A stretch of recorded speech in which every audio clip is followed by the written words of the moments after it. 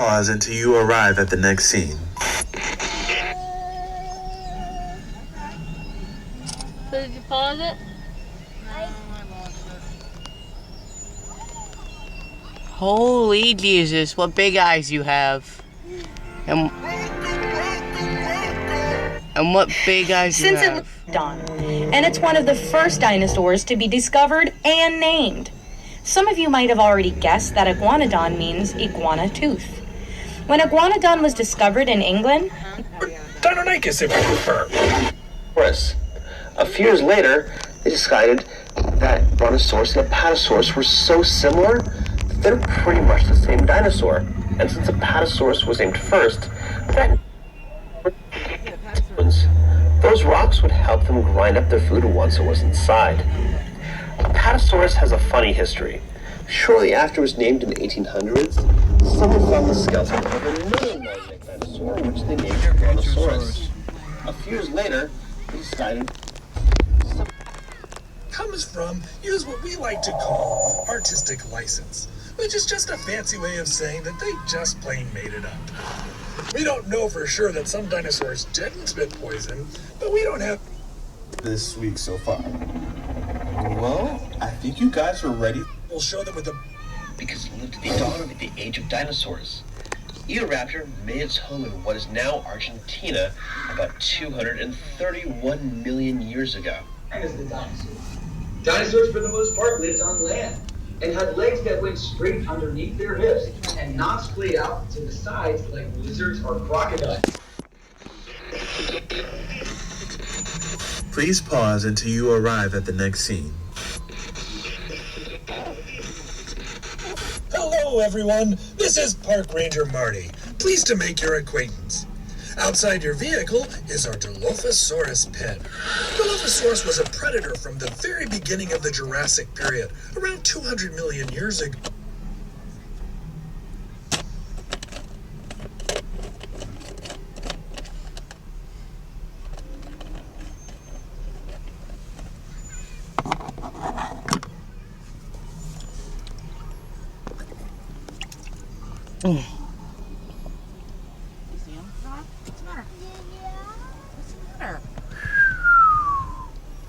We're going up on some plant eaters, I believe. Those are not plant eaters.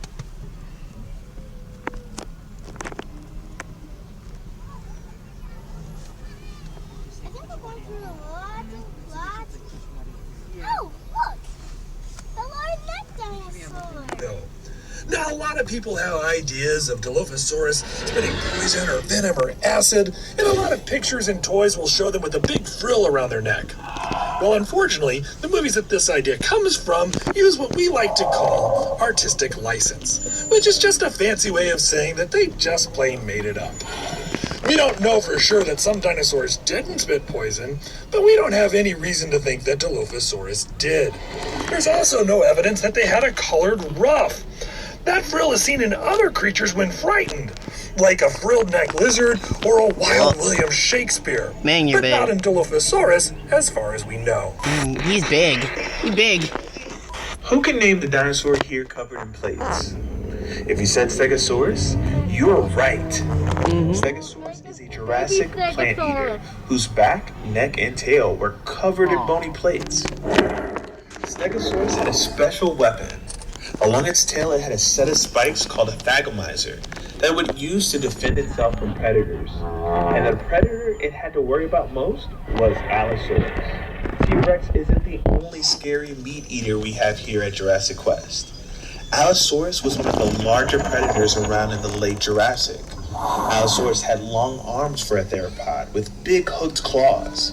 These could help it grip onto its prey, while it used its serrated teeth as its primary weapon. We know it used its arms because scientists have found signs of microscopic stress fractures on the bones of their forearms. Stress fractures happen in bones when a person or animal is using force to move heavy weights with their bodies. They might have used their arms to keep their prey from getting away, or possibly to hold on to a Stegosaurus's tail to avoid getting hit. My, what giant tail you are have? called guanlong. They're an early member of the coelosaur family. that lived in what is now China. The coelosaur family was made up of mostly small predators, but as time went by, some coelosaurs eventually became a bit bigger. Specifically, Tyrannosaurus rex. Prehistoric again. The big, long-necked dinosaur in the scene is a Apatosaurus. Apatosaurus is what we call a sauropod, or long-necked dinosaur. Sauropods were the biggest animals to ever walk on Earth. In order to get that big, sauropods had to eat all the time. To eat even more, these long-necked giants didn't waste time chewing, but swallowed the leaves from trees whole. But they had a special trick to help them digest their food. Sauropods would sometimes crane their long necks down to the ground and swallow small stones. Those rocks would help them grind up their food once it was inside. Apatosaurus has a funny history. Shortly after it was named in the 1800s, someone found the skeleton of another long-necked dinosaur, which they named Brontosaurus. A few years later, they decided that Brontosaurus and Apatosaurus were so similar that they're pretty much the same dinosaur. And since Apatosaurus was named first, that name was made official. However, Brontosaurus became a much more popular name. That's how it stayed until 2015, when researchers determined that there were actually enough differences between the two dinosaurs they could be considered two different genuses again. So after over 100 years, Brontosaurus is a real type of dinosaur again. That's great news for Brontosaurus, and maybe one day good news for Pluto. Sarah here again. After the end of the Jurassic, we find ourselves in the early Cretaceous period. The Cretaceous was the longest of the three periods of the Mesozoic. The Cretaceous period saw all kinds of strange new life forms, including weird new plants that we call flowers. We're starting off in what is now England during the early Cretaceous, roughly 120 million years ago. The duck-billed dinosaur you see is what we call an iguanodon, and it's one of the first dinosaurs to be discovered and named. Some of you might have already guessed that iguanodon means iguana tooth. When iguanodon was discovered in England, no one had ever even heard of dinosaurs yet. So when it came time to name this bizarre new animal, the only similarities anyone could think of were that its teeth kind of looked like the teeth of an iguana, only bigger. The very first drawings of iguanodon depicted it as a giant iguana-like creature. The animal it's next to is Baryonyx. Baryonyx was a carnivore, and specifically, it ate fish. We know that it ate fish because when the first Baryonyx skeleton was found in England in the 1980s, it had fossilized fish bones and fish scales inside of its belly, along with a few bones from a young iguanodon. Since it lived in what is now England, as one of its last meals was fish, this could be the earliest evidence of anyone in the UK ordering fish and chips. Our quest has now taken us from Europe to the continent of Asia, still in the early Cretaceous. The big dino you see in this scene is Eutyrannus, the feathered tiger. Eutyrannus is part of the Tyrannosaur family. That means it's a relative of the T-Rex. Eutyrannus lived in the Liaoning province of China. What makes Eutyrannus special is that it's the largest dinosaur that we know of with feathers. We know that Eutyrannus had feathers because of where and when it lived. About 120 million years ago, a volcanic eruption blanketed much of the Liaoning province with hot ash, like what happened at Pompeii thousands of years ago. While that was devastating to the animals at that time, it's great for paleontologists because it preserved soft tissue, in some cases including feathers. Hi, it's Park Ranger Marty again, and welcome to the early Cretaceous, North America. The furry guy is Utah Raptor. That's a Utah raptor. I guess it was found in Utah. A baby one. What's it eating? They had forked tongues for tasting scents in the water around them. They even Some other dinosaurs. Scales inside of its belly, along with a few bones from a young iguanodon. The water in marshy waterways of what members of the Tyrannosaur family. But those Tyrannosaurs didn't get any larger than about the size of a Great Dane, because the alpha predator was already filled by Ceats. It wasn't until Ceats became extinct that larger Tyrannosaurs, like Tyrannosaurus rex, took the stage. Also in this scene is Deinonychus, or Deinonychus if you prefer. Its name means terrible claw because of the sickle-like claws on its toes. If you've ever seen a movie that had a dinosaur called Velociraptor, there's a good chance it was actually a Deinonychus. And the director of that movie just thought that Velociraptor sounded cooler. Please pause until you arrive at the next scene. Our journey now takes us to the continent of Africa in the early Cretaceous period. The dinosaur standing here is one that I bet a Shark? lot of you know. Can you guess what it is? Did you say Spinosaurus? Mm-hmm. You got it. Spinosaurus is one of the largest carnivores to ever walk the earth, but it mostly ate fish.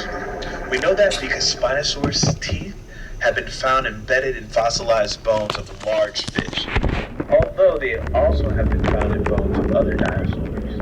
Big boy. Spinosaurus is a creature that was a mystery for a long time. Big boy.